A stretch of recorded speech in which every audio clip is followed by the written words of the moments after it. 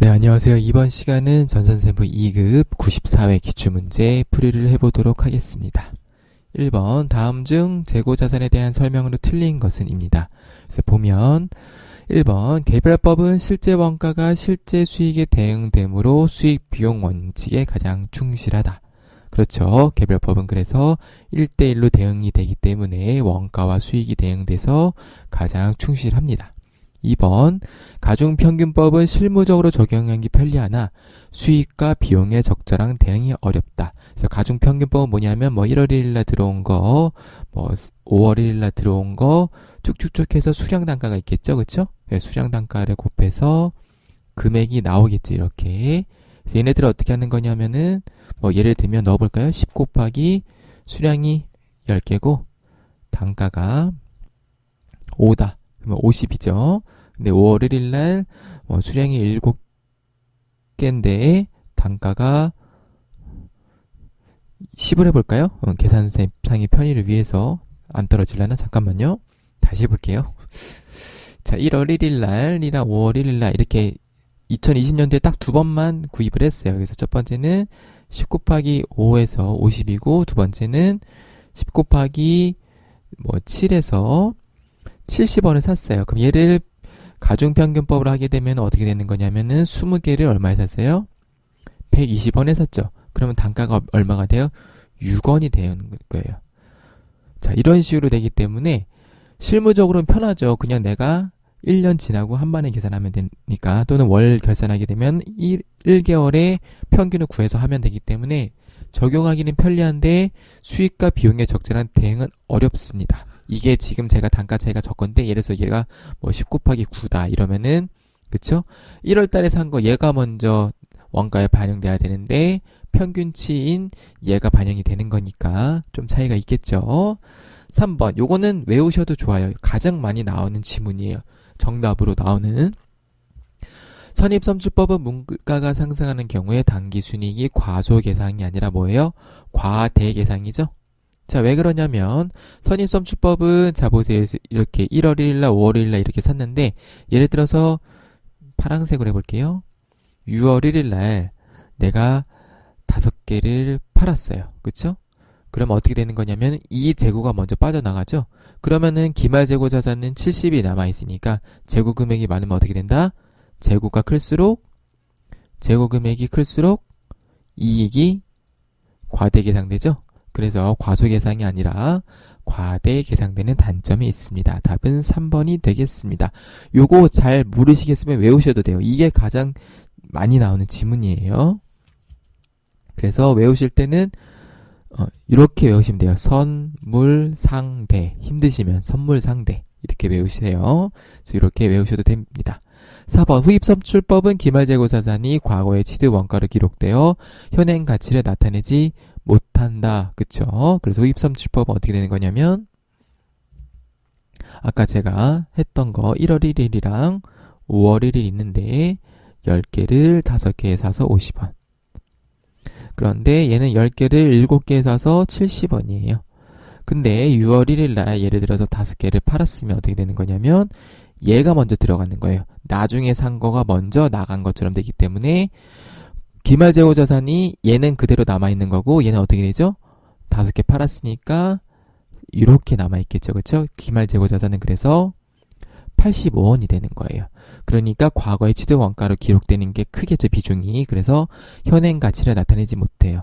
왜냐하면은 지금 이게 15개 곱하기 현행 가치가 예를 들면은 7이라고 하면 5월 1일이 6월 1일에 더 가깝죠, 그쵸? 그래서 15 곱하기 7을 했을 때는 105원인데, 근데 만약에 15 곱하기 그냥 5로 해볼게요. 5라고 하게 되면은 얘는 75원이 되는 거죠. 그렇죠? 그래서 현행 가치를 나타내지 못합니다.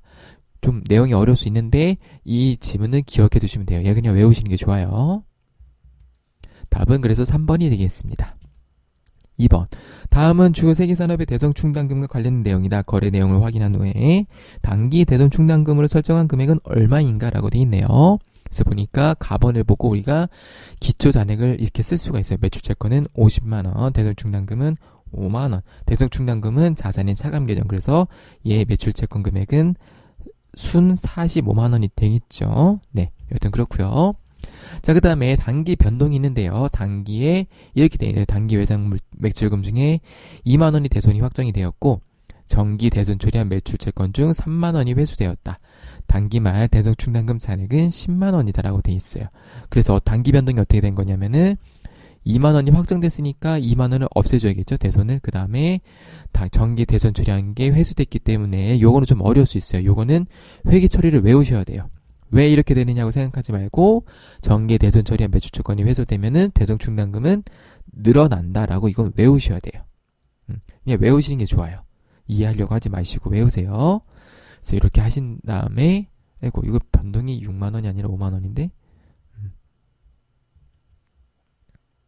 아이고 네, 그쵸? 잠시만요. 네, 제가 좀 헷갈렸네요. 네, 그 다음에 자 기말은 단기 설정액해서 10만 원이 된 거예요. 그쵸? 그러니까 대손 충당금이 5만 원이었는데 마이너스 2만 원 되고 3만 원이 돼서 단기 기말 결산하기 전에 잔액이 6만 원이었다. 그런데 단기 설정액은 얼마인지 모르는데 설정하고 나니까 기말 금액이 10만 원이 됐어요.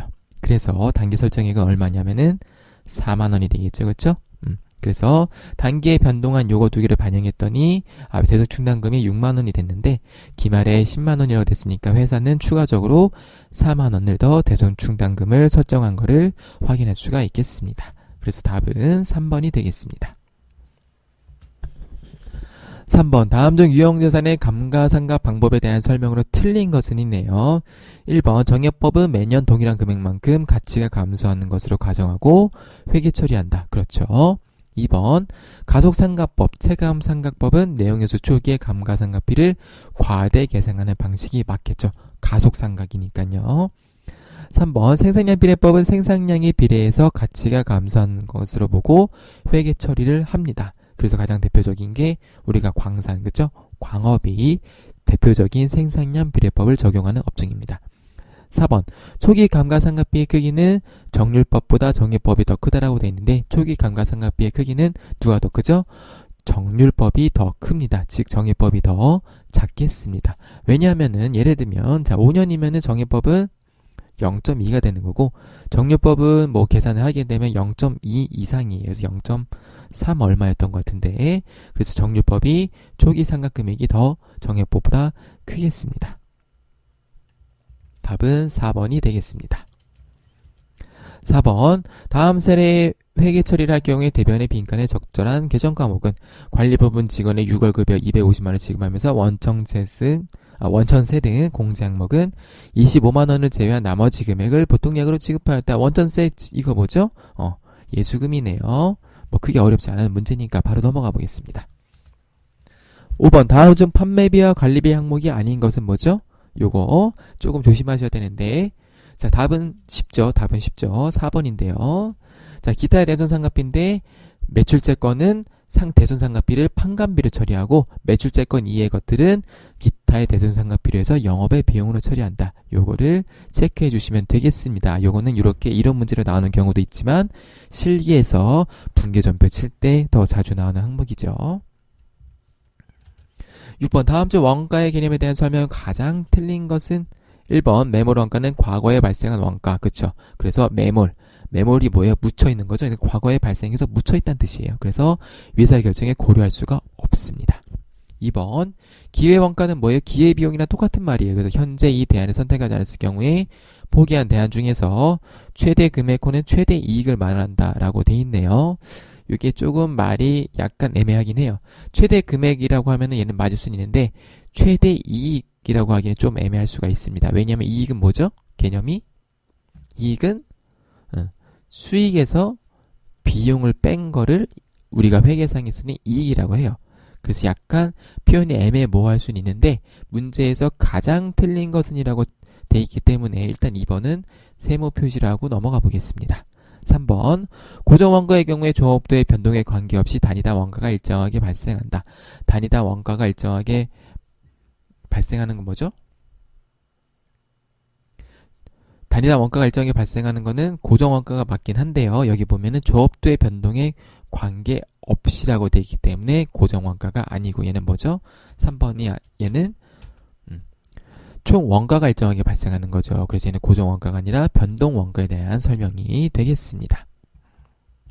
4번 특정 제품에만 투입되는 원재료의 원가는 직접 원가에 해당한다. 그쵸? 그래서 답은 3번이 되겠습니다. 4번의 특정 제품에만 투입되는 원재료는 직접 재료비라고 이해하셔도 무방할 것 같습니다. 그래서 가장 틀린 것은 3번이 되겠습니다. 7번 다음 자료를 이용해서 단기 제품 제조 원가를 구하면 얼마인가? 그래서 푸는 방법이 여러 가지인데요. 제가 소개해드린 방법으로 한번 해보시는 것을 권장해 드립니다. 그래서 단기 총 제조 원가, 얘는 원가, 재료비, 노무비, 경비 더한 거죠. 그 다음에 단기 제품 제조 원가는 여기에서 플러스 뭐가 들어가요? 제공품이 들어간다. 그 다음에 여기에서 매출 원가는 뭐가 들어간다? 플러스 제품의 기초, 기말, 재고가 들어가는 거예요. 그래서 단기 제품 제조 원가니까 우리는 제품을 제외한 나머지 계정을 가지고 계산하면 됩니다. 요거 제가 원가 강의할 때 쉽게 푸는 법 소개를 한번 해드렸었죠? 그걸로 한번 해볼게요. 그래서 어떻게 하는 거냐? 자, 제품을 일단 제거하면 돼요. 그쵸? 제품은 매출 원가를 구성하는 항목이니까 제품을 이렇게 지우시면 돼요. 그 다음에 어떻게 한다? 기초는 다 더하고 기말은 뺀다. 그래서 보면은 기말은 빼고 나머지는 더한다 해보시면, 자, 이렇게 기초 더하고 다 더하고 기말은 이런 식으로 빼주시면 돼요. 왜냐하면 기말은 재고자산이니까 아직 비용으로 처리가 안 된 거예요. 그쵸? 기말 재고액은 재고자산이기 때문에 아직 원가로 가지 않았다. 그래서 제조 원가에서는 무조건 기말은 다 빼고 더하면 되는데, 단기 제품 제조 원가니까 매출 원가를 구성하는 기초 제품 재고액은 넣을 필요가 없다. 이렇게 계산하시면은 나옵니다. 그럼 얼마가 나오냐면 48만 원이 나오게 되겠습니다. 해답에 있는 풀이로 하셔도 되는데, 거기에 조금 익숙해지신 분들은 이렇게 푸시는 것도 괜찮습니다. 이게 더 시간을 더 절약할 수가 있어요. 8번 보조부분 원가에서 발생한 원가도 생산 과정에서 반드시 필요한 원가이므로 제품 원가에 포함시키기 위해서 제조 부분에 배분이 되어야 되겠죠. 이때 보조부분 원가액에 따른 배분 방법으로는 단일 배분율법과 이중 배분율법이 있다. 다음 중에서 이중 배분율법의 장점만 짝지은 것은 이라고 되어 있네요. 자, 단일과 이중을 우리가 서로 비교했을 때 딱 느낌상으로 어떻게 되어 있어요? 단일보다 이중이 더 복잡하겠죠. 그쵸? 대신 단일보다 이중이 더 정확하겠죠. 그쵸? 다만 계산할 때 시간은 단일이 더 빠르겠죠. 요런 것들을 그냥 뭐 내가 이걸 모른다고 하더라도 단일이랑 이중이니까 당연히 이중이 더 복잡하고 정확하고 그러겠지만 단일이 좀 더 빠르고 간편하고 이런 느낌이 있겠네라는 거를 잡으시고도 풀 수가 있어요. 그래서 보면 1번 원가 배분 절차가 복잡하지 않아 비용과 시간이 절약된다는 단일 배분율법이 되겠고요. 2번 원가 부문 활동에 대한 계획과 통제에 더 유용한 정보는 이중 배분율 되겠고, 3C 원가 발생액과 원가 대상 사이의 인과관계가 더 밀접해질 수 있는 것은 당연히 이중이 되겠죠. 그 다음에 배분 과정에서 발생할 수 있는 불공정성이 감소하기 때문에 더 공정한 성과가 이루어질 수 있는 것은 단일보다는 이중 배분율법이 되겠습니다. 그래서 답은 3번이 되겠습니다. 9번 개별 원가 계산은 개별 제품 또는 작업별로 원가를 집계하여 제품 원가를 계산하는 방법이다. 다음 중 개별 원가 계산과 관련된 설명으로 가장 틀린 것은? 자, 1번 일반적으로 제품 생산 단위당 원가가 낮다. 잘 모르겠어요. 넘어가 볼게요. 2번 다품종 소량 생산 방식이나 주문 제작하는 경우에 적합하다. 그쵸? 개별 원가 계산이니까 당연히 2번은 맞는 설명이 되겠고, 3번 개별 제품별로 원가를 계산하기 때문에 개별 제품별 원가 계산과 손익분석이 당연히 용이하겠죠. 4번 다른 원가 계산에 비해서 상대적으로 정확한 원가 계산이 가능하겠습니다. 왜냐면은 개별로 계산하니까요. 그래서 3번과 4번은 어떻게 보면은 같은 말이 되겠습니다. 그래서 답은 1번이에요. 일반적으로 제품 생산 단위당 원가가 낮다라고 돼 있는데 솔직히 뭐 알 수는 없어요. 우리가 실무하는 사람들도 아니고 개별 원가 계산했을 때 똑같은 제품을 가지고 개별 원가 계산했을 때나 종합 원가 계산했을 때 우리가 어떻게 차이가 나는지 알 수 없기 때문에 1번은 다니다 원가가 낮다라고 하기보다는 뭐 좀 어떻게 보면 알 수가 없는 거죠. 그래서 답이 1번이 되겠습니다. 자, 10번. 세계는 공송품 중 품질 검사를 통과한 정상품의 10%만을 정상 공손으로 간주하며 나머지는 비정상 공손으로 간주한다 라고 되어 있네요. 다음 설명 중 틀린 것은, 문제가 보면 좀 웃긴 게, 자, 보통 공송품 문제가 나오면 얘를 구하는 문제가 나오는데 이번에는 얘를 다 주어지고 조금 더 세부적인 걸 물어봤어요. 죄송합니다. 웃긴다는 표현을 제가 잘못했네요. 문제가 웃긴 게 아니라 좀 특이한 거죠. 그래서 일단은 이럴 거 풀 때는요. 일단은 요 숫자들은 먼저 보지 마시고 이렇게 설명되어 있는 거 있죠. 요거 먼저 읽으시고 푸시는 게 좋아요. 그래서 한번 제가 이거 먼저 읽어보고 풀어볼게요. 자, 일단 우리가 정상 공손과 비정상 공손의 차이를 원가 공부할 때 어떻게 공부했냐면 얘는 뭐예요? 정상 공손은 매출 원가에 반영하고 비정상 공손은 뭐라고요? 영업의 비용에 반영한다고 했었어요. 그쵸? 그래서 얘는 매출 원가고 얘는 영업의 비용이다. 일단 요거를 알아두시고 읽으시면 좋을 거예요. 볼게요. 자, 3번부터 볼게요. 품질 검사를 공정위 60% 시점에서 한다고 과정했을 경우에 정상 공손 원가는 단기 완성품 원가와 기말 제공품 원가에 각각 배부하여야 한다라고 돼 있는데, 자, 매출 원가에 반영한다는 얘기는 무슨 뜻이냐면 단기 완성품 원가에 반영한다는 거와 똑같은 얘기예요. 왜냐하면 매출 원가에 반영한다는 얘기는 그 당시 내가 예를 들어서 1월 달에 이걸 만들었으면은 이 정상 공소는 1월 달에 비용으로 처리가 되는 거죠. 그쵸? 근데 기말 제공품 원가에 배부하게 되면은 1월 재고에 있던 게 2월 기초로 가면서 2월 이후에 원가에 반영하게 되는 거예요. 그래서 기말 제공품 원가에 각각 배부하지 않고 단기 완성품 원가에만 배부를 해야 돼요. 그러니까 단기에 발생한 분량은 공송품은 단기에 반영하는 게 원칙입니다. 이게 바로 회계의 발생주의랑 똑같은 개념입니다. 자, 그래서 3번이 틀렸고요. 답은 3번이고요. 4번. 비정상 공선 원가는 품질 검사 시점과 상관없이 제조 원가에 반영되어서는 안 된다라고 돼 있는데 이것도 조금 애매하긴 해요. 왜냐면 우리가 공부했을 때 비정상 공선 원가는 뭐라고 그랬었어요? 영업의 비용에 반영한다 그랬었거든요. 그쵸? 그래서 4번은 조금 애매할 수 있는데 여기 보면은 품질 검사 시점과 상관없이라는 말이 있기 때문에 요것 때문에 4번은 틀렸다라고 보시는 게 좋을 것 같습니다. 그 다음에 1번과 2번은 제가 한번 풀어볼게요. 요건 일단 답이 3번이기 때문에 만약에 시험장에 가셨을 때는 굳이 풀어볼 필요는 없긴 한데요. 그리고 이 10번 문제는 난이도가 있는 문제예요. 이런 문제 중에서 가장 어려운 문제라고 볼 수가 있어요. 보통 저희가 전산세무 2급에서 공손이 안 나오다가 요번에 제 생각에는 90회 이후부터 출제위원분들이 바뀌신 것 같은데 92회 나왔었나요? 그쵸? 91회인가 92회 한번 나왔었어요. 정상 공손품 수량 구하는 거 나왔었는데 그 이후에 또 나왔어요. 근데 이것까지 공부할 여력이 아마 안 된다고 저는 생각을 하거든요. 시험 준비하시는 분들은 이 제 공송품 같은 거 구하시는 거는 과감히 건너뛰시는 게 좋을 것 같긴 해요. 그래도 한번 풀어는 보겠습니다. 그래서 보면 자, 이 뜻이 뭐냐면 기초에 2,000개가 있었는데 단기에 8,000개를 투입을 했는데 자, 이게 단기 완성된 게 6,000개가 있고 공송품이 1,500개가 있고 기말이 2,500개가 됐다는 뜻이에요. 그렇죠? 당연한 얘기를 했네요, 제가. 자, 그래서 보면 완성도가 40%가 있고 25%가 있는데 자, 보니까 품질 검사를 지금 60%나 20%로 나눠져 있네요. 그래서 제가 해보면 자, 단기 완성품이 어떻게 나눠지는 거냐면 이렇게 나눠지는 거예요. 기초에 넘어왔던 게 얼마예요? 2,000개. 그쵸? 그 다음에 단기 완성된 게 4,000개예요. 그러니까 이 단기 완성품의 뜻은 뭐냐면 기초의 완성도가 40%가 있던 것들을 나머지 60%를 채워서 이거 제가 지금 혀가 꼬이네요. 그러니까 기초의 완성도가 40%가 있던 거를 내가 단기에 작업을 해서 얘를 100%로 만들어 놓은 게 2,000개가 있는 거고요.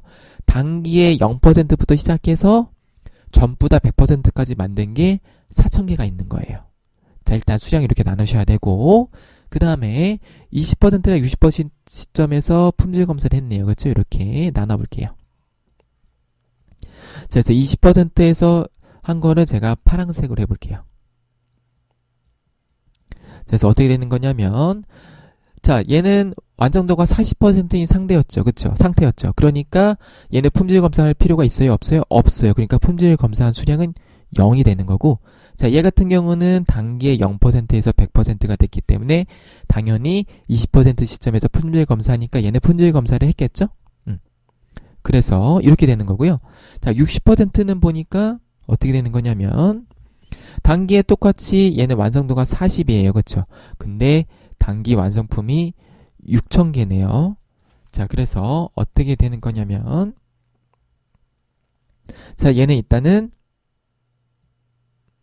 2,000개는 단기에 이렇게 검사를 한 거예요. 여기까지 이해 가시나요? 자, 그 다음에, 자, 이 공소모 1,500개도 0에서 100%가 됐으니까 똑같이 얘도, 아이고, 죄송합니다. 이거 4,000개네요. 4,000개를 이렇게 검사를 했어요. 자, 그리고 기말 제공품 보니까 얘는 완성도가 25%니까 어떻게 된 거냐면, 얘는 20% 시점에서 품질 검사를 했으니까 얘도 검사를 한 거예요. 그쵸? 그런데 자, 얘를 보니까 얘는 완성도가 25%니까 기말 제공품은 품질 검사를 안 했겠죠. 그러니까 얘는 0이 되는 거예요. 그래서 자, 얘는 6,500개가 검사가 다 된 거고, 얘 같은 경우는 6,000개가 검사가 된 거예요. 그쵸? 근데 10%만을 공소노력 간주하니까 곱하기 10%를 하게 되면, 자, 얘는 650개가 되는 거고, 자, 얘는 600개가 되는 거예요. 그쵸? 그래서 이렇게 계산을 할 수가 있는 거예요. 보니까요. 품질 검사 공정이 60%쯤에 한다고 가정했을 경우 정상 공소는 600개. 그쵸? 600개고, 자, 품질 검사를 공정이 20% 시점에서 했을 때는 정상 공소품은 650개인데? 잠시만요. 850개라고 돼 있네? 잠시만요. 650개인데? 제가 계산 잘못했나? 맞는데. 완전도가 40인데 20% 했으니까 얘는 0이고. 얘를 2,000으로 계산이 됐네? 이상하네요. 잠깐만요. 이게 8,500개가 되는데 6,500개인데. 이거 뭐죠? 잠시만요. 이거 뭐지?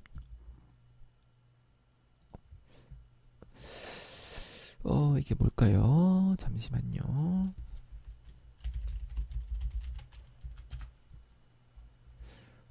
제가 가다반을 보고 하면서 제가 했는데, 이게 답이 바뀌었나? 잠시만요. 한번 볼게요. 확정 답안.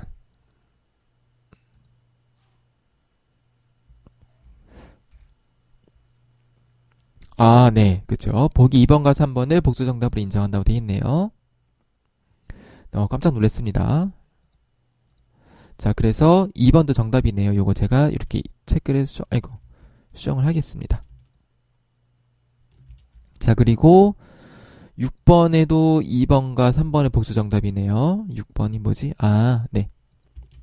자, 요거 6번은 복수 정답이긴 한데, 우리가 정답은 3번으로 아시면 좋을 것 같아요. 이거 제가 일단은 바꿔볼게요. 아이고, 이거 어떻게 바꾸는 거였더라?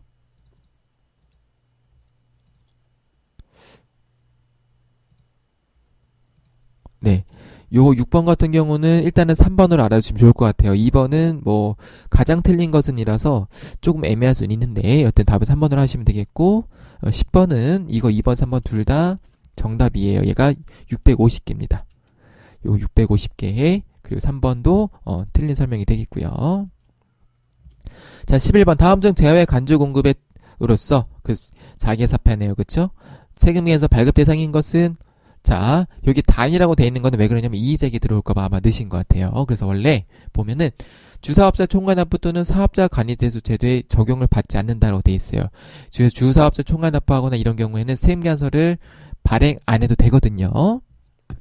그래서 이런 조항이 있기 때문에 넣었는데, 우리는 이것까지는 알 필요는 없어요. 이걸 가지고 우리가 이런 문제를 디테일하게 물어보진 않기 때문에. 그래서 얘 뭐죠? 세금에서 발행이 되는 거 딱 하나 있었죠. 뭐가 있었어요? 판매 목적 타사업장 반출이에요. 직매장 반출. 그래서 중요한 게 뭐다? 판매 목적이다. 예를 들어서 원재료를 타사업장으로 반출했다. 그러면 세무계산 대상이다 아니다? 아닌 거예요. 무조건 판매 목적이어야 됩니다. 그래서 요거 체크해 주시면 좋을 것 같습니다. 답은 2번이요. 자, 12번. 다음 중 일반과세자와 간이과세자의 비교 설명으로 틀린 것은 있네요. 자, 1번. 일반과세자의 과세표준은 공급가액이고 2번. 간이과세자의 과세표준은 공급대가입니다. 그래서 일반과세자는 부가세가 제외된 금액, 간이과세자는 부가세가 포함된 금액이고요. 3번. 일반과세자는 매입세액이 매출세액보다 클 경우에는 환급세액이 발생할 수도 있죠. 그쵸? 그래서 부가세 신고를 통해서 납부를 하거나 환급을 합니다. 4번. 간이과세자는 공제세액이 매출세액보다 클 경우 환급세액이 발생할 수도 있다라고 되어 있는데, 간이과세자는 우리가 지금 이게 2020년 2021년 세법이 아닌 2020년 세법이기 때문에 환급세액이 발생하지 않습니다. 그래서 간이과세자는 환급이 안 돼요. 2020년 기준으로요. 그래서 답이 4번이 되겠습니다. 13번. 다음은 부가가치세법상 영세율에 대한 설명이다. 가장 틀린 것은 이네요. 1번. 영세율 제도는 소비지구 국가에서 과세하도록 함으로써 국제적인 이중과세를 방지하고자 하기 위한 제도이다. 그래서 얘를 뭐라 그랬었죠? 소비지구 과세 원칙이라고 말씀을 드렸었습니다. 2번. 국외에서 공급하는 용역에 대해서는 영세율을 적용하지 아니한다가 아니라 소비지구 과세 원칙이기 때문에 국외에서 공급하는 용역은 영세율을 적용해야겠죠. 3번. 비거주자나 외국법인에 대해서는 영세율을 적용하지 아니함을 원칙으로 하되가 맞아요. 다만 상호 주의에 따라서 영세율을 적용하는 게 맞습니다. 그러니까 무조건 영세율을 적용하지 않는 게 아니라 그 외국과의 상호 주의를 통해서 영세율을 적용한다라고 해서 요 문구는 알아두시는 게 좋을 것 같습니다. 4번. 국내 거래도 영세율 적용 대상이 될 수 있다. 그래서 구매 확인서나 로컬 LC를 발행하게 되면은 우리가 영세율을 적용해주고 있죠. 답이 2번이 되겠습니다. 14번. 사업소득의 총수입 금액에 대한 설명이다. 가장 틀린 것은 무엇인가? 어려운 문제죠. 이 문제도 이렇게 나오시면 공부를 하지 마시고 그냥 나오면 틀리시는 게 좋아요. 이거 틀리시고 차라리 원천징수나 부가세 공부를 조금 더 하시는 게 좋습니다. 이런 것들의 이론을 그냥 포기하시는 게 좋습니다. 자, 그래서 보면 자, 1번. 환입된 물품의 가액과 매출에는 있는 해당 과세기간에 총수입 금액에 산입하지 아니한다라고 되어 있습니다. 그래서 환입된 물품의 가격이나 매출에 이르는 산입하지 않고요. 2번. 부가가치세의 매출세액의 해당 과세기간의 소득금액을 계산할 때 총수입금액에 산입하지 아니한다. 왜 그렇죠? 부가가치세 매출세액은 세금이니까 납부해야 되는 거니까 소득금액 할 때 총수입금액에 산입하게 되면 이중과세 문제가 발생하는 거죠. 3번. 관세, 환급금 등 필요경비에 지출된 세액이 환급되었거나 환입된 경우에는 총수익 금액의 이를 산입한다라고 되어 있습니다. 용어는 중요한 문구예요.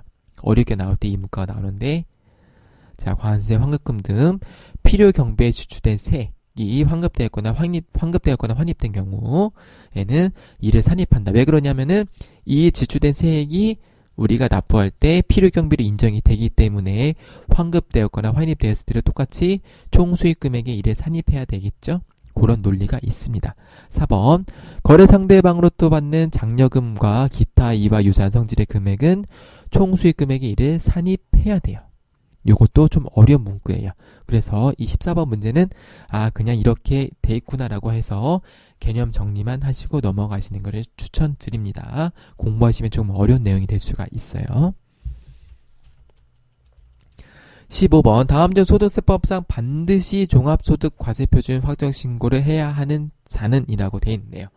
자, 종합소득 과세표준을 할 때요. 자, 이게 있죠? 비과세 소득이 있고요. 분리과세 대상 소득은 반드시 조건이 안 되는 거죠. 그렇죠? 그래서 분리과세 대상은 반드시는 아닌데, 분리과세 대상 중에서도 자, 그리고 이게 있고 무조건 종합과세가 되는 게 있고요. 조건부 종합과세 되는 게 있어요. 명칭이 어렵죠. 그렇죠? 자, 요런 게 있구나라고 생각하시면 되고, 전산세무 수준에서는 보통 뭐가 많이 나오냐면은 자, 분리과세 대상 중에 뭐가 있냐면 이 중에 여기가 이자 배당 소득이 대표적으로 있어요. 자, 이자 배당 소득에서 이렇게 구성이 되는데요. 제가 이거는 이자 배당 소득에 대한 설명이에요. 종합소득과세 표준이 아니고 이자 배당 소득에 대한 문제가 가장 많이 나와요. 전산세무에서는. 그래서 이것만 알아두셔도 되는데, 자, 분리과세인데 조건부 종합과세 되는 게 뭐냐면 이거예요. 이자 소득이랑 배당 소득이 얼마? 2천만 원 넘어가면은 이렇게 되는 거죠. 자, 그래서 이 문제가 가장 많이 나오고, 그 다음에 자, 간단하게 설명을 드리면 우리가 소득세는 크게 세 가지로 나눌 수 있어요. 어떻게 나누냐?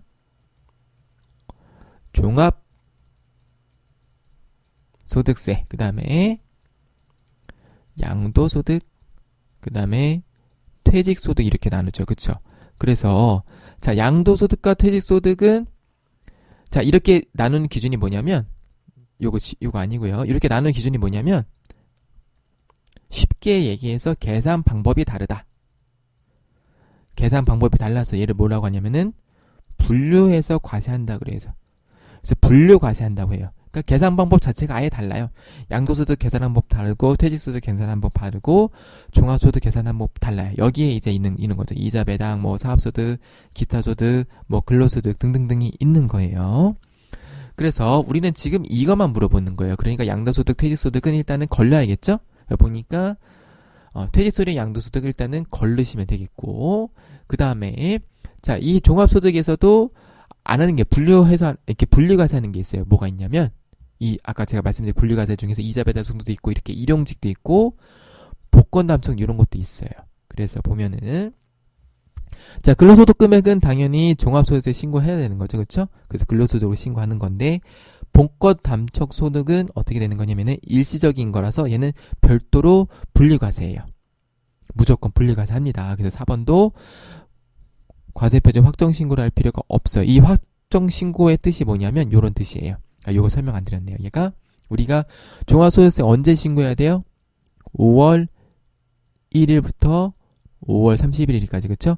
다음 연도 5월 1일부터 5월 31일까지 신고하는 거를 우리가 조금 어렵게 얘기하면 확정신고라고 얘기하는 거예요. 부가세 확정신고처럼 종합소득세 확정신고는 5월 1일부터 5월 31일까지 이때 같이 신고해야 되는 거를 확정신고라고 얘기를 하거든요. 그래서 얘도 안 되고, 네, 3번 보면은 일용근로소득과 국정연금소득도 다 분리과세가 되겠습니다. 그래서 답은 2번이에요. 국내 정기예금 이자소득 금액이 3천만 원이 넘었죠? 그리고 일시적인 강용일로 기타소득 금액도 요것도 가끔 나오는데 이번에 나왔네요. 그래서 얘가 얼마냐면은 기타소득은 기준이 이렇습니다.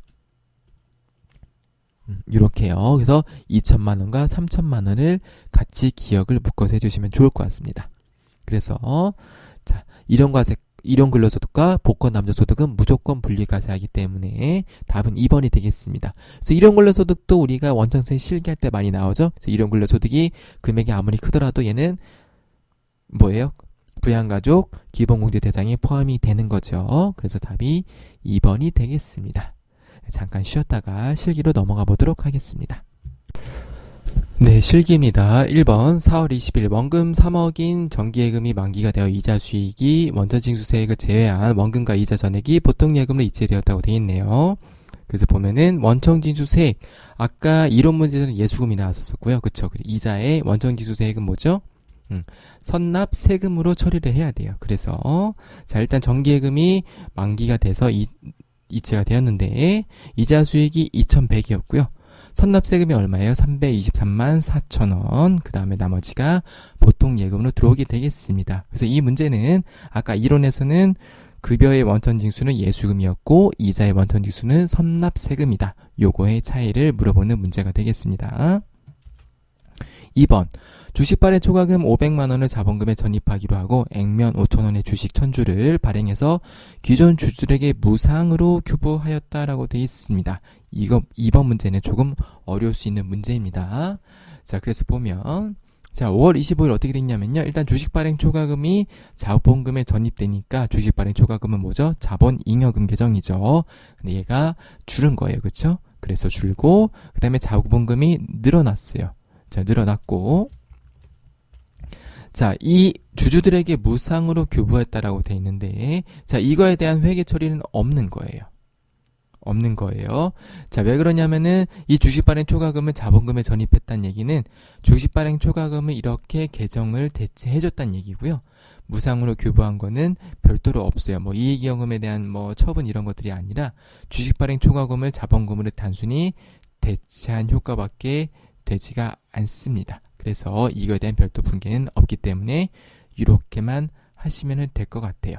제 설명이 헷갈리시면 그냥 주발초를 자본금에 전입했으니까 이것만 분개하면 된다. 그래서 이 자본금에 늘어난 이 천주를 그냥 주주들한테 무상으로 줬구나. 이렇게 이해하시는 게 좀 더 매끄러울 수가 있습니다. 그래서 방금 제가 나중에 설명드린 이렇게 설명드린 거를 먼저 이해해 주시는 게 좋을 것 같아요.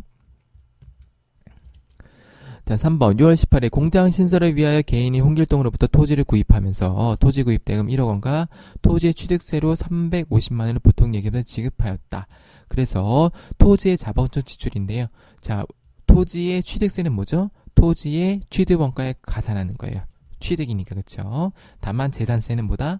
세금과 공과로 처리한다. 이거를 구분 잘 해주셔야 됩니다. 그래서 지금은 취득세니까 그냥 바로 토지로 인식을 해주시면 되겠습니다.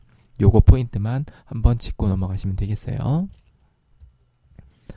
4번 장기 투자 목적으로 2018년 9월에 취득했던 매도 가능 증권을 2018년 공정가치는 이렇고 2019년 말 공정가치는 이런데 얘를 2020년 7월 1일에 2천만 원에 매각 처분하고 매각 수수료 10만 원을 차감한 후에 보통 예금으로 받았다라고 되어 있습니다. 이 문제도 조금 까다로운 문제예요. 그래서 어떻게 되는 거냐면 2018년 19년의 회계 처리를 알아야 돼요. 그래서 이거를 빨리 푸는 방법이 있는데 일단은 정석대로 해볼게요. 자, 뭐냐면 2018년 9월에 어떻게 됐냐면 내가 1,800만 원에 취득했어요. 그쵸? 그 다음에 2018년 말이 됐더니 공정가액이 2,200이 됐어요. 공정가치가 2,200이 돼서 평가이익을 400만 원 계상을 했는데 2019년 말에 공정가치가 줄었네. 그래서 2019년 말에는 공정가치가 이렇게 줄은 거예요. 그랬더니 평가이익이 마이너스 100이 된 거죠. 그럼 2020년 7월 달에 매각할 때 잔액이 어떻게 되는 거냐면 이렇게 되는 거예요. 즉 공정가치 2019년 말에 평가했던 게 이렇게 오는 거고 평가이익은 누적으로 300 이렇게 들어가 있는 상태인 거예요. 그쵸? 자, 이 상태에서 2,000으로 처분하고 매각 수수료를 받았으니까 어떻게 되는 거냐면 장부에 있는 걸 제거해 주시면 되겠죠? 그래서 매도가능 증권 2,100 없애고 매도가능 증권 평가이익을 이렇게 없애주시면 돼요. 자, 그 다음에 어떻게 하냐면 보통 예금 얼마 받았어요? 1990 받은 거예요. 왜냐면은 매각 수수료 10만 원을 차감한 다음에 받았으니까. 그럼 나머지는 매도가능 증권 처분이익이나 혹은 처분 손실이 되겠죠. 그래서 차대를 이렇게 조정해 주시면 됩니다. 그러면 매도가능 증권 처분이익이 이렇게 나오게 되겠습니다. 자, 그래서 이 문제는 이렇게 풀 수도 있고요. 제가 확인을 해보진 않았는데 한번 해볼까요? 잠시만요. 자, 어떻게 되냐면 이게 지금 94에 거거든요. 그래서 어떻게 하냐면 재무상태표에서 2020년 7월 1일이니까 6월자로 조회하시면 돼요. 그러면 여기 보면은 매도가능 증권 2,100 있죠? 이렇게 보이고 그 다음에 자본에 가면은 기타 파가 손익 누계 있는 매도가능 증권 평가이익이 300이 보이죠? 이렇게 조회하셔도 돼요. 근데 이제 이 조회하는 방법이 약간 조금 미심쩍을 수가 있는 게 여기 장부에 반영이 안 돼 있을 수도 있잖아요. 그쵸? 물론 웬만한 반영이 돼 있겠지만 그럼 이거 보고 얘랑 얘를 없애주면 되네. 그쵸? 그래서 2,100, 300 없애주시고 분계를 넣으셔도 상관은 없어요. 자, 5번 8월 21일, 5월 21일에 3개월 상한 조건을 치료 상세에 의해서 외과로 대여한 금액이 있었는데 만기가 돼서 원화로 환전한 다음에 보통 예금 계좌에 입금이 되었대요. 그래서 보니까 5월 21일 날 어떻게 됐을 거냐면 이렇게 됐을 거예요. 단기 대여금 치료 상사한테 8,000달러를 빌렸어요. 얼마에? 대여시 환율 1,200원에 보통 예금 960. 근데 2020년 8월 21일 날 회수가 됐으니까 얘를 어떻게 하면 돼요? 단기 대여금을 없애주고 자, 보통 예금으로 입금됐는데 얼마 입금됐어요? 1200원인데 1100원 환율로 입금됐죠. 그래서 보통예금은 이렇게 조금 적게 입금이 됐고요. 나머지는 뭐다? 외환차손이 되겠습니다. 그러니까 내가 빌려준 돈, 즉 내가 받을 돈이 960이 있었는데 환율이 떨어지는 바람에 나는 80만 원의 손실이 발생했다. 이렇게 이해를 하시면 되겠습니다. 자, 그 다음에 문제 2번, 1번. 회사는 영업부서의 업무용 차량, 개별 소비세, 과세 대상 승용차니까 부가세 환급이 안 되는 거죠. 얘를 렌트하면서 7월분 렌트료 55만 원을 지급하고 세액면세로 발급받았다고 돼 있네요. 그래서 임차료 개정 과목 사용하게 돼 있으니까 하시면 되겠습니다. 전표 유형은 매일 매주 전표고 불공이 되겠죠. 그래서 거래주는 주 세무캐피탈에서 임차료 55만 원에 보통예금 55만 원 하시면 되겠습니다. 2번 주항원으로부터 구매 확인서를 위해서 상품 2천만 원을 매입하고 영세율 전자세금계서를 발급받았다. 아까 이런 문제 나왔었죠. 구매 확인서니까 영세율 된다. 그래서 매입 매주 전폐에 50이 영세로 하시면 되겠습니다. 상품 구입했으니까 상품 넣으시면 되겠어요. 3번 9월 11일 다음과 같은 전자세금계서를 발급받고 다음 대금주 10%는 현금을 지급하고 잔액은 다음 달 말일에. 그래서 9월 11일 날 원재료를 현금과 외상 미수금, 외상 매입금으로 했네요. 그렇죠? 그냥 분개해 주시면 되겠습니다. 어려운 거 없죠. 그래서 원재료 부가세 잡아주시고 현금이랑 외상 매입금 잡아주시면 되겠습니다. 4번 당사가 사용하던 아래와 같은 프린터를 신윤복에게 중고로 판매하고 비사업자라고 돼 있네요. 대금은 275만원 부가가치세를 포함해서 신윤복 소유의 미래카드로 결제받았다. 그래서 얘도 부가세 과세 대상입니다. 그래서 보면 프린터는 2019년 1월에 400만원 부가세 별도에 구입하고 비품으로 감가상각하며 2019년 결산 시에는 정상적으로 감가상각된 것이다.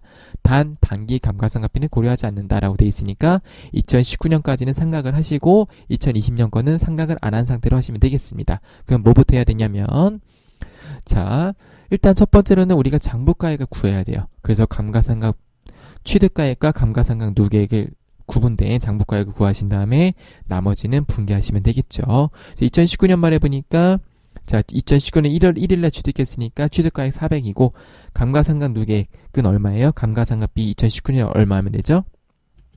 80만 원이에요. 어떻게 하는 거냐면은 취득가액에 나누기 5 하면 되겠죠. 그쵸? 그리고 잔존가액이 없으니까 그냥 나누기 5 하시면 되겠고 그러면은 장부가액이 320만 원인데 얘를 이제 판 거예요. 그쵸? 그래서 어떻게 팔았냐면 비품 400 없애주시고 감가상각 누계 없애주시고 그 다음에 자 부가세가 얼마예요? 275만원 나누기 1.1 하면 25만원 그리고 미수금이 275만원이 되는 거예요. 그쵸?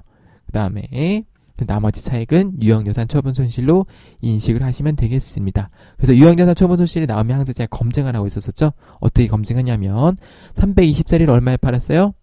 250에 판 거죠. 부가세를 제한 250에 팔았으니까 320짜리를 250에 팔았으니까 당연히 손실이 70만 원이 발생할 수밖에 없다라고 이해를 하시면 되겠습니다. 5번 9월 30일 생산부문에서 사용하는 5톤 트럭의 경유 공가액 8만원, 세액 8천원을 넣고 법인 명의 카드로 결제하였다. 자 5톤 트럭이니까 얘는 부가세 환급이 됩니다. 그래서 57 카드 과세로 하셔서 분개를 넣어주시면 되겠죠. 자 다음 부가세입니다. 다음 자를 이용해서 과세 및 면세 사업을 영위하는 겸용사업자인 당사에 2020년도 1기 부가세 확정 신고 기간에 대한 공제받지 못한 매입세액 명세서 중에서 공통 매입세액 정산 내역 탭을 입력하시오. 그래서 확정 신고 기간은 공통 매입세액의 정산이라고 우리가 표현합니다. 문제에서는 항상 친절하게 어디 입력을 하고 주어지기 때문에 그냥 구분하지 마시고 입력을 하셔도 무방합니다. 근데 보니까 1기 예정신고서에 반영된 공통매입세의 불공제분은 24만원이고 공급가액 기준으로 안분 계산하면 불러온 데이터값은 무시한다. 그래서 공급가액 기준으로 안분 계산을 하시면 되겠어요. 그래서 첫 번째로 자 우리가 1기 확정이기 때문에 예정신고와 확정신고의 금액을 합산을 해줘야 돼요. 그래서 제가 먼저 첫 번째로 합산을 해볼게요. 그래서 세액은 무시하시고 과세 매출은 2,600, 면세 매출은 1,200이라서 총 과세 및 면세 사업의 공통 매입세액은 3,800이 되는 건데 이 3,800을 어떻게 해요? 과세분과 면세분으로 나눠주는 개념입니다. 그래서 보면 공통매입세액은 얼마냐면은 60에 140해서 여기 60에 140해서 200만 원이 되겠죠. 자, 그 다음 보니까 자, 공통매입세액의 정산 내역 대비해서 입력하니까 여기다 입력하시면 되겠고요.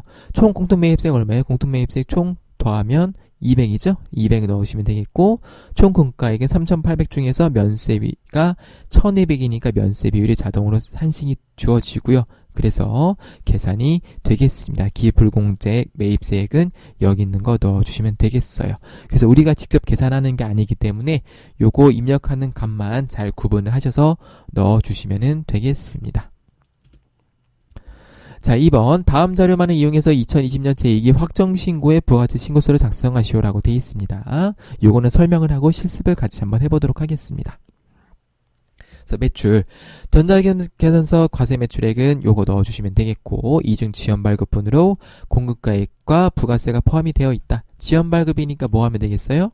지연발급 가산세 넣으시면 되겠고, 신용카드 현금영수증 과세 매출액 공급가액 넣으시면 되겠고, 정규증 및 미발급 과세 매출액이 있네요. 그쵸? 그래서 요거는 별도로 넣어주시면 되겠습니다.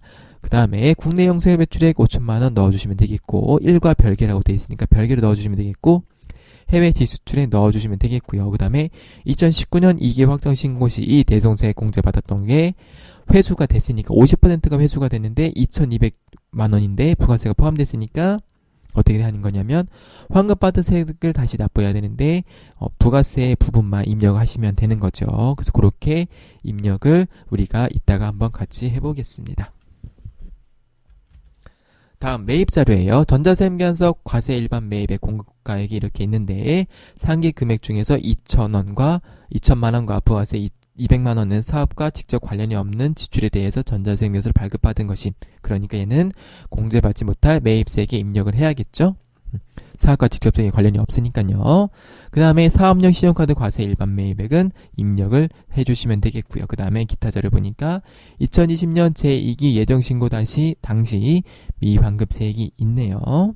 네, 그래서 그렇게 입력을 해주시면 되겠습니다. 그래서 보면요.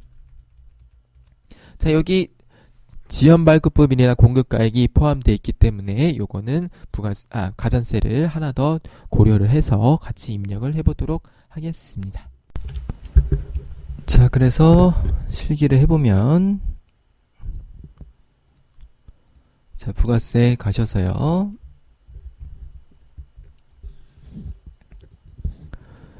(2020년) 확정이니까 네, 넣어주시고 해보겠습니다.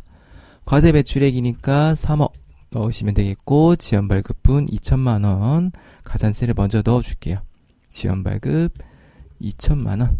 그 다음에 신용카드 현금영수증 과세 매출액이 6천만원. 그 다음에 기타가 40만원. 그 다음에 국내 영세율 매출액이 5천만원. 그 다음에 직수출이 1억이 있고요. 그다음 대손세액 공제가 200이죠. 부가세가 200인데 거기에서 50%니까 100. 그래서 얘를 다시 납부해야 되기 때문에 플러스 금액이 되는 겁니다. 자, 그 다음에 매입 보면은 전자세무계산서 과세 일반 매입액이 3억. 그 다음에 자, 상기 금액 중 2천만원 200은 공제받지 못한 매입세 사업과 관련이 없으니까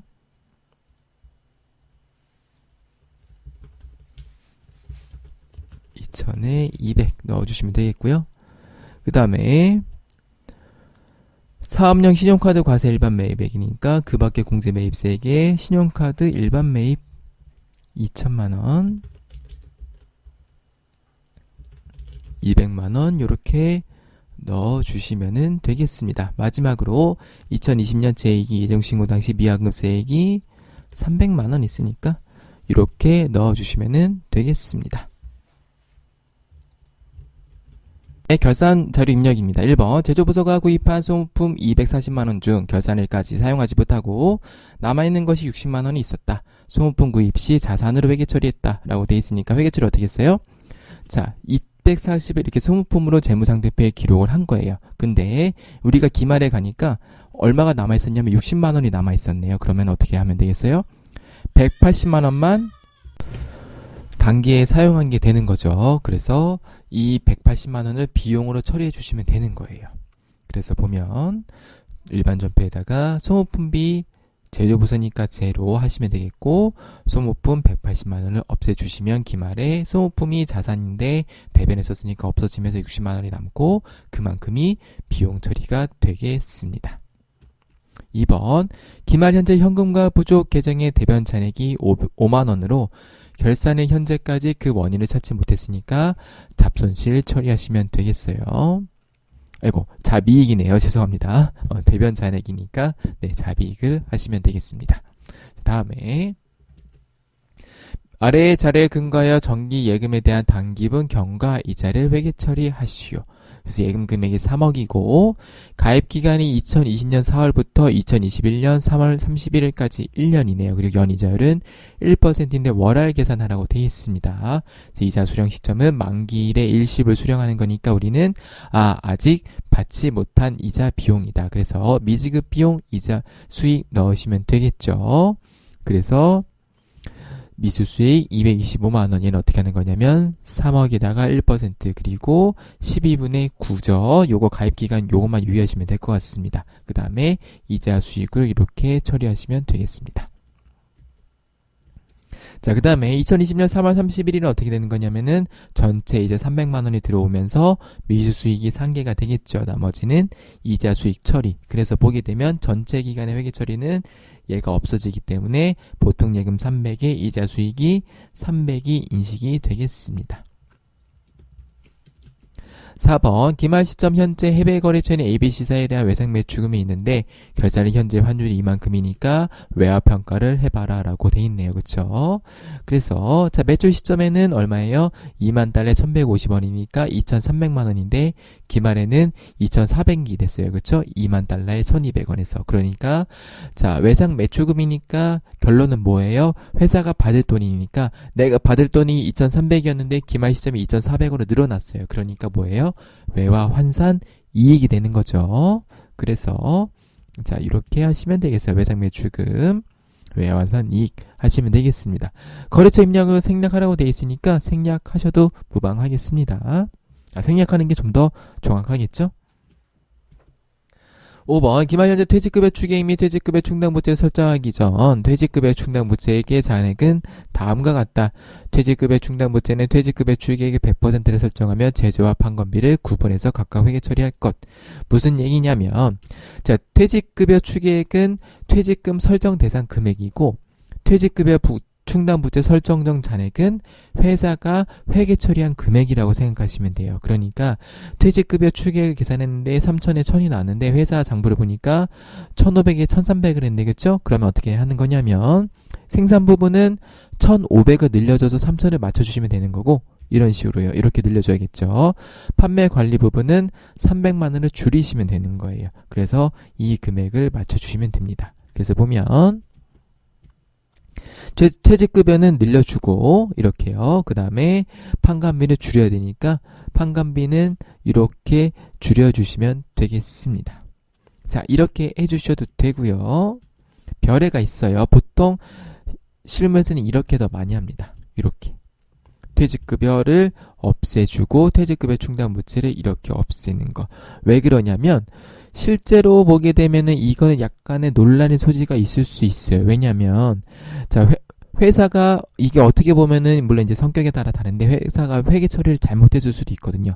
그래서 이게 활입이 아닐 수도 있어요. 그래서 저는 요 별의 방법이랑 이 방법으로 처리하는 거를 추천해 드립니다. 그래서 뭐 편한 대로 하시면 결과값만 똑같으면 되는데 저는 이렇게 하시는 걸 추천해 드려요. 자 마지막으로 원천징수입니다. 아래의 자료를 근거로 해서 영업부 사원 김한국씨의 사원 등록과 부양가족 명세를 등록해보라고 되어 있습니다. 보겠습니다. 자 본인과 부양가족은 모두 거주자이며 주민등록번호는 정확한 것으로 가정한다고 되어 있습니다. 기본공제 대상자가 아닌 경우에는 부로 표시하시라고 되어 있습니다. 모두 거주자란 얘기는 이게 무슨 뜻이에요? 거주자?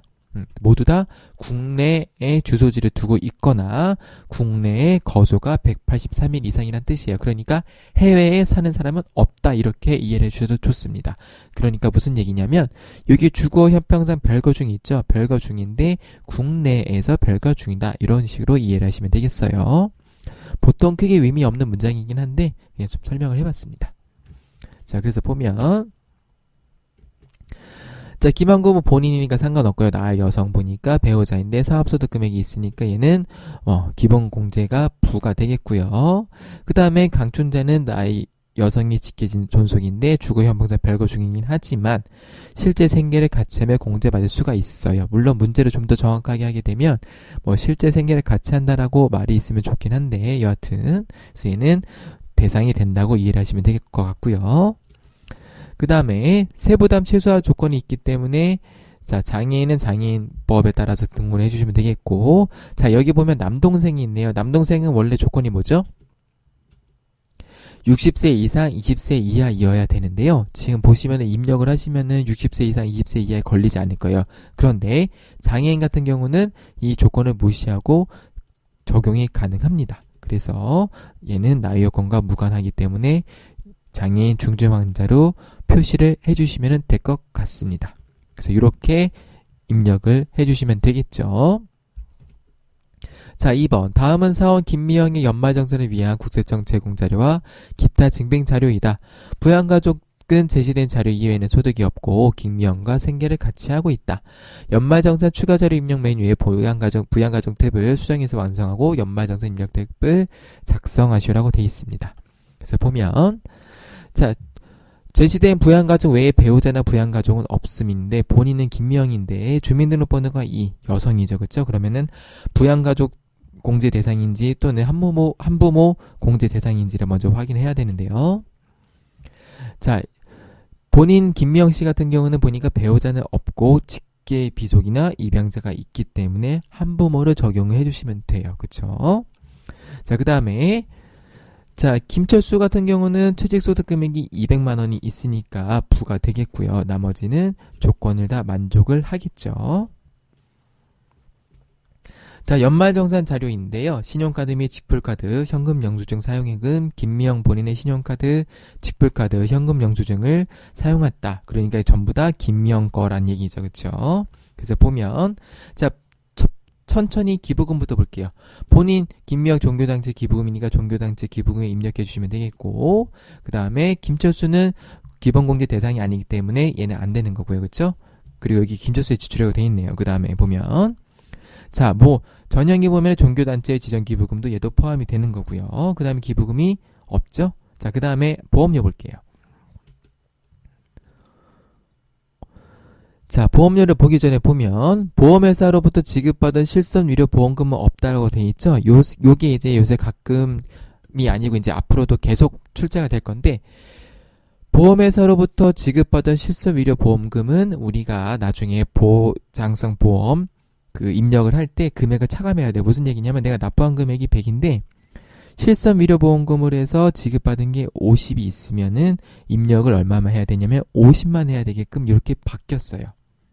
그래서 그런데 지금은 이런 게 없으니까 그냥 이 전액을 입력해라 이런 뜻이거든요. 다시 한번 내가 보험료를 100을 납부했는데 지급받은 게 50이 있으면은 입력하는 게 50이다. 근데 문제에서는 이 지급받은 게 없다고 되기 때문에 그냥 그대로 전부 다 입력을 하시면 된다라는 뜻입니다. 자, 그래서 보면 안보험료 보장성 보험이니까 되고요. 그 다음에 상해보험료도 되겠죠. 그래서 보험료는 이렇게 끝이고요. 밑에 또 있네요. 자, 저축성 보험료는 된다, 안 된다? 안 된다. 왜 안 된다? 암기하셔도 돼요. 저축성 보험료 무조건 안 되는데 이유는 뭐냐면 내가 납부한 금액보다 나중에 돌려받을 금액이 크면은 공제가 안 된다. 이렇게 알아두셔도 좋습니다. 근데 외우시는 걸 추천드려요. 저축성은 무조건 이렇게 긋고 시작하시면 됩니다. 그 다음에 자, 위료비가 있네요. 본인 거니까 되겠고요. 그 다음에 위료비를 쭉 보니까 자, 전형이 부모의 위료비가 있죠. 얘는이네. 죄송합니다. 이분은 장애인이기 때문에 장애인 입력하시면 되겠고 그 다음에 자녀의 위료비가 있네요. 입력하시면 되겠죠. 그 다음에 보니까 시력보정료 안경 구입비가 있는데 얘는 한도 얼마다? 50만 원인데 15만 원이니까 전액 다 입력하시면 되겠습니다. 다음에 자, 학원 수업료 본인 거 안 되죠. 그 다음에 노인대학도 당연히 안 되고, 그리고 중학교 등록금 되고요. 그 다음에 중학교 교복 구입이 되는데 얘 한도 얼마다? 얘도 한도가 50만 원이다. 한도 내기 때문에 전부 다 입력을 해주면 되겠습니다. 그리고 유치원 등록금도 입력을 해주시면 되겠고요. 그 다음에 자, 신용카드 사용액인데 나눠서 입력하시면 됩니다. 도서 구입비 70만 원이 포함인데 얘는 조건이 뭐예요? 총 급여가 7천만 원 이하인데 아까 김미영 씨가 총 급여가 6천만 원이었었어요. 그래서 얘는 도서 구입비로 구분해서 입력해 주시면 되겠고, 나머지는 자, 신용카드 사용액이나 현금 영수증 사용액은 이 성격에 맞춰서 나눠서 입력을 하시면 되겠습니다. 입력하는 거는 크게 어렵지 않으니까요. 여러분들이 한번 해보시면 좋겠습니다. 자, 이렇게 해서 전산세무 2급 94의 기출문제도 풀이를 모두 해보았습니다. 시청해주신 여러분들 감사합니다.